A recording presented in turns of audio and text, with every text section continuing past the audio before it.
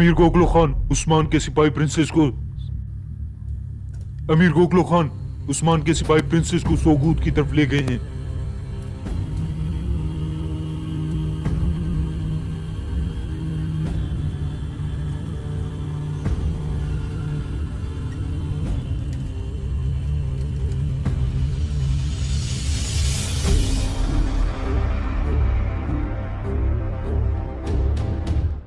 تو تم آ گئے، تم سے ایک عثمان نہیں مارا جا رہا۔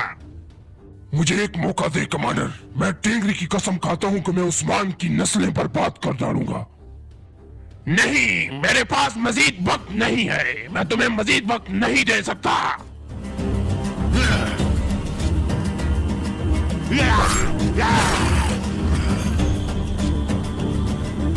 میرے دشمن اس زمینوں پر پھر رہے ہیں۔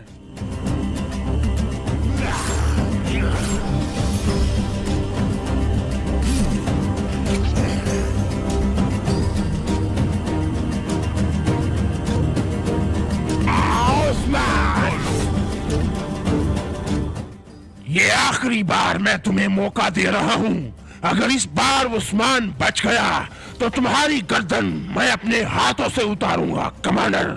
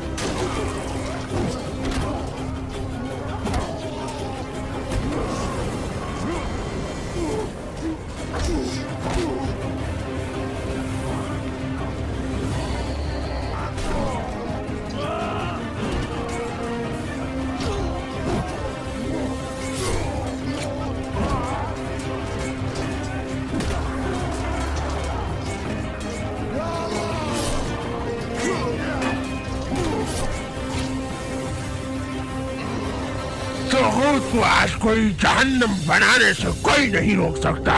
تم لوگ کون ہوتے ہو؟ چور؟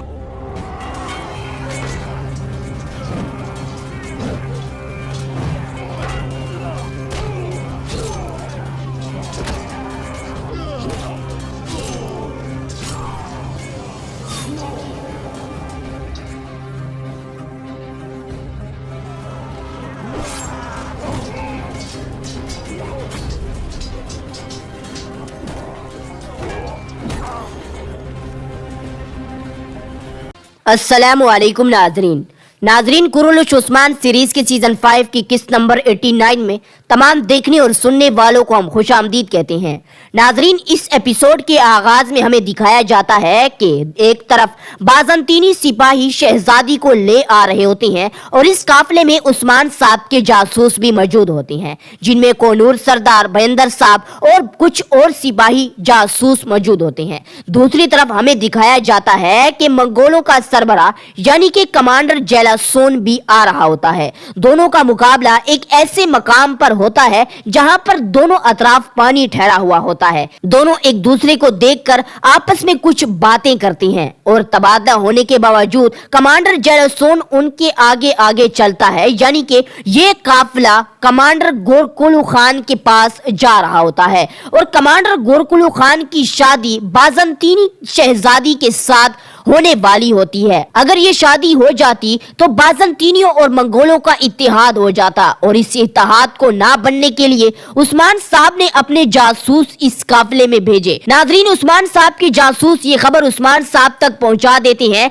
कि ये काफिला बहुत जल्द इस रास्ते से गुजरने वाला है। दूसरी तरफ मंजर तब्दील करके हमें उस्मान साहब दिखाए जाते हैं जो कि अपने सिपाहियों से मुखातिब होकर कहते हैं कि सिपाहियों, हमने इस काफिले को नेस्तो नाबूद कर देना है। हमने किसी भी कीमत पर शहजादी को मंगोलों के हवाले नहीं करना। हमने मंगोलों को नेस्तो नाबूद कर देना है। हम इनके तमाम अजाइम को खाक में मिलाकर रख देंगे। क्या मेरे सिपाही तैयार हैं? तमाम सिपाही उस्मान साहब को यकजा होकर बोलते हैं कि जी हजूर, हम तैयार हैं। इतने में उस्मान साहब अपने घोड़ों पर अपने सिपाहियों के साथ उनकी तरफ रवाना हो जाते हैं। नाजरीन, इसके बाद हमें दिखाया जाता है कि उस्मान साहब उनकी तरफ पहुंच जाते हैं और काफिले पर हमला कर देते हैं। ये देखकर कि काफिले पर हमला हो गया है तो मंगोल कमांडर अपने सिपाहियों और बाज़ंतीनियों से मुखातिब होकर कहता है कि होशियार, ये एक घात है और ये घात सिर्फ और सिर्फ उस्मान की घात है।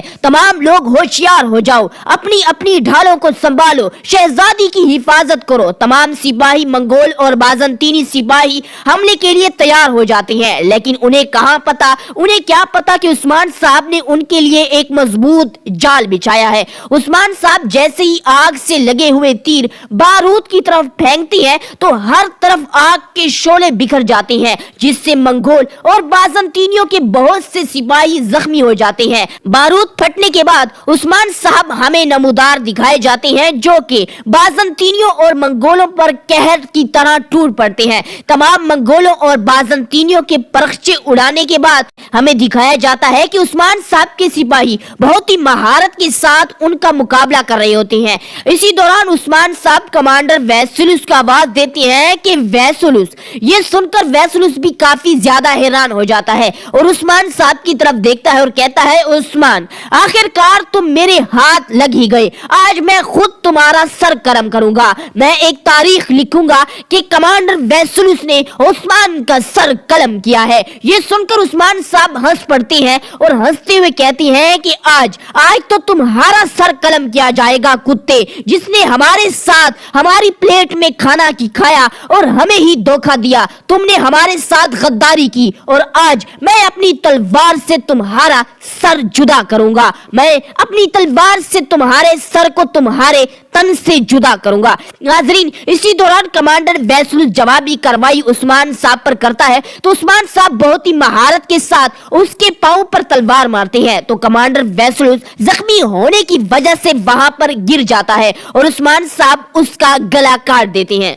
नाजरीन, और उस्मान साहब वहां पर कमांडर वैसुलुस का सर काट देते हैं। कमांडर वैसुलुस का सर काटने के बाद हमें उस्मान साहब दिखाए जाते हैं जो कि कमांडर जेलासोन की तरफ लड़ने के लिए बढ़ते हैं, लेकिन कुछ मंगोल सिपाही उस्मान साहब पर हमला करते हैं तो उस्मान साहब बहुत ही बहादुरी के साथ उनका खात्मा कर देते हैं। उस्मान साहब अपने सिपाहियों से मुखातिब होकर कहते हैं कि शहजादी मारिया की हिफाजत करो। शहजादी मारिया किसी हाल में मंगोलों के हाथ लगनी नहीं चाहिए। कमांडर जेलासोन बहुत ही बेबस होता है और वो कुछ नहीं कर सकता क्योंकि शहजादी मारिया अब उस्मान साहब के हाथ में आ गई है। और कमांडर जेलासोन अपने सिपाहियों से मुखातिब होकर कहता है कि सिपाहियों, हम पीछे हट रहे हैं। इसी दौरान कमांडर जेलासोन अपने सिपाहियों के साथ पीछे हट जाता है। और नाजरीन, इसके बाद हमें दिखाया जाता है कि बयंदर साहब जैसे ही उस घोड़ा गाड़ी के पीछे जो बक्सा मौजूद होता है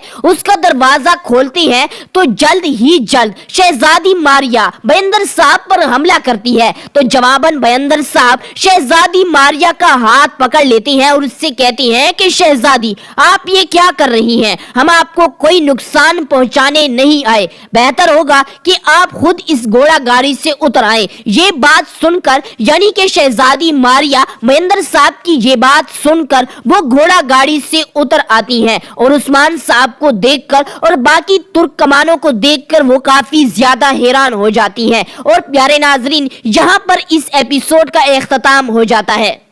अस्सलामु अलैकुम नाजरीन, सुल्तान एल्प अरसलान की पहली एपिसोड में तमाम देखने और सुनने वालों को हम खुश आमदीद कहते हैं। नाजरीन, आज की इस वीडियो में सुल्तान एल्प अरसलान की पहले सीजन की पहली एपिसोड का उर्दू रिव्यू किया जाएगा।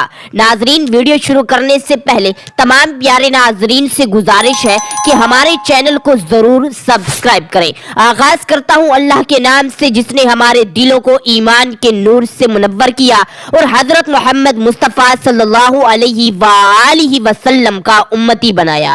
वीडियो शुरू करने से पहले तमाम प्यारे नाजरीन से गुजारिश है कि एक मर्तबा हजरत मोहम्मद मुस्तफा सल्लल्लाहु अलैहि वसल्लम पर दरूद मुबारका पढ़ लीजिए। नाजरीन, इस एपिसोड के आगाज में यानी कि सुल्तान एल्प अरसलान की पहली एपिसोड के आगाज में हमें एक वसी मैदान दिखाया जाता है और जहां एक तरफ तुर्क फौज और दूसरी तरफ बाजंतीनी फौज मौजूद होती है। नाजरीन, हमें तुर्क फौज दिखाई जाती है जहां एक खूबसूरत नौजवान उस काफिले या उस लश्कर को चीरता हुआ बाहर निकलता है और उसके हाथ पर एक खूबसूरत किस्म का औकाब बैठा होता है। नाजरीन, वो जवान जैसे जैसे आगे बढ़ता है और सफों को चीरता हुआ पहली सफ तक आ पहुंचता है और अपने हाथ में जो औकाब उसने बिठाया हुआ होता है उसे हवा में उड़ा देता है। और नाजरीन, वो नौजवान, वो खूबसूरत नौजवान कोई और नहीं बल्कि सुल्तान एल्प अरसलान होता है। सुल्तान एल्प अरसलान जब अपने हाथ से वो उकाब उड़ा देता है तो उसके बाद वो आगे की तरफ बढ़ते हुए अपने घोड़े के दोनों पांवों को ऊपर उठाता है, फिर अपनी फौज से मुखातिब होकर कहता है और अपनी दुश्मन फौज को भी ये सुनवा रहा होता है कि मैं आगोज तुर्कमानों की नस्ल से तमाम मजलूमों के मुहाफिज सुल्तान तुगरुल साहब का भतीजा खुरासान के हाकिम ऐज़ो गजब वाले चागरी साहब का बेटा सुल्तान मोहम्मद एल्प अरसलान हो। ये सुनकर भी तमाम दुश्मन ये हैरान हो जाते हैं कि आज हमारे सामने एक मजबूत तरीन जवान खड़ा हुआ है और आज हम इसका मुकाबला करेंगे। इसके बाद सुल्तान एल्प अरसलान अपनी बात को मजीद आगे बढ़ाते हुए कहते हैं कि इंतहाई माहिर जंगजू, एक के बदले एक से लड़ने वाले जवां मर्द को ललकारता हूँ। यानी कि वो अपने दुश्मन से कहता है कि अगर तुम में से कोई जवान मर्द है जो मेरे साथ लड़ना चाहता है तो वो बाहर आ जाए। यानी कि सुल्तान मोहम्मद एल्प अरसलान अपने दुश्मन को ललकार रहे होते हैं कि आओ, मैं तुम्हारे सामने खड़ा हूं, आ जाओ, तुम में से अगर कोई बहादुर है तो मेरा मुकाबला करे। नाजरीन, इसके बाद मंजर तब्दील करके हमें एक महीने पहले का मंजर दिखाया जाता है जहां हमें सल्जूक महल दिखाया जाता है जो कि बहुत ही अजीम और खूबसूरत किस्म का महल होता है। इसी दौरान एक शख्स ढोल बजाते हुए कहता है कि जनाब सुल्तान तुगरुल साहब तशरीफ ला रहे हैं। ये सुनकर तमाम लोग बाअदब तरीके से खड़े हो जाते हैं और दरवाजा खोलकर हमें दिखाया जाता है कि सुल्तान तुगरुल, नाजरीन वो सुल्तान होते हैं जिन्हें ہم نے اردل غازی سیریز میں نویان کے روپ میں دیکھا اور اس سیریز یعنی کہ سلطان الپ ارسلان سیریز میں انہوں نے سلطان تغرل کا رول ادا کیا ہے۔ اسی دوران سلطان تغرل اپنا ہاتھ ہوا میں بلند کرتی ہے تو تمام ڈھول بجانے والے رک جاتے ہیں اور اسی دوران سلطان تغرل اپنے گھوڑے سے اتر کر ایک خاتون کی طرف بڑھتے ہیں، شاید یہ خاتون ان کی بیوی ہوتی ہے اور خاتون سلطان تغرل کو دیکھ کر کہتی ہے کہ خوش آمدید سلطان۔ جواباً سلطان اس مہیلا کو کہتی ہے کہ آپ کا بہت شکریہ، صحت بخیر ہوگی انشاءاللہ۔ اس کے بعد وہ خاتون سلطان تغرل سے مخاطب ہو کر کہتی ہے کہ جناب ہم آپ کی صحت کی بہتری کے لیے دعا گو ہیں، اللہ تعالیٰ آپ کو اپنی حفظ و امان میں رکھے۔ اس کے بعد سلطان تغرل اپنے وزیر دیستانی سے مخاطب ہو کر کہتے ہیں کہ وزیر۔ جواباً وزیر آگے کی طرف بڑھتے ہوئے سلطان تغرل سے مخاطب ہو کر کہتا ہے کہ جناب حکم کریں۔ اس کے بعد سلطان تغرل اپنے وزیر سے مخاطب ہو کر کہتا ہے کہ خاص دیوان بلایا جائے، آج کے دن ہم اپنے ولی عہد کا اعلان کریں گے اور آج کے دن آپ لوگوں کا ایک نیا سلطان منتخب کیا جائے گا۔ جواباً وہ وزیر کہتا ہے کہ جیسے آپ کا حکم حضور۔ اس کے بعد سلطان آگے کی طرف بڑھتے ہوئے اپنے محل کی طرف روانہ ہو جاتے ہیں۔ ناظرین اس کے بعد منظر تبدیل کر کے ہمیں الپ ارسلان کا قبیلہ دکھایا جاتا ہے جہاں پر گھوڑوں کا مقابلہ شروع ہوتا ہے۔ اسی دوران ہمیں سلطان الپ ارسلان کے والد بھی دکھائے جاتے ہیں جو کہ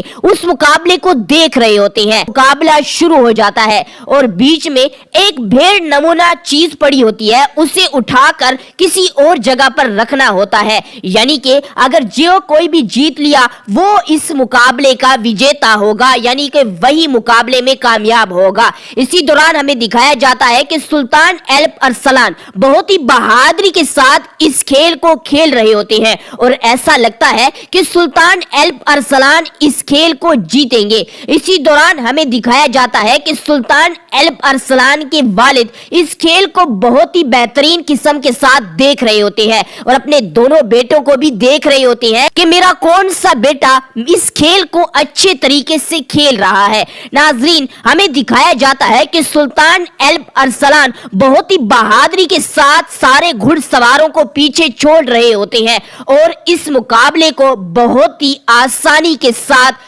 جیت لیتے ہیں۔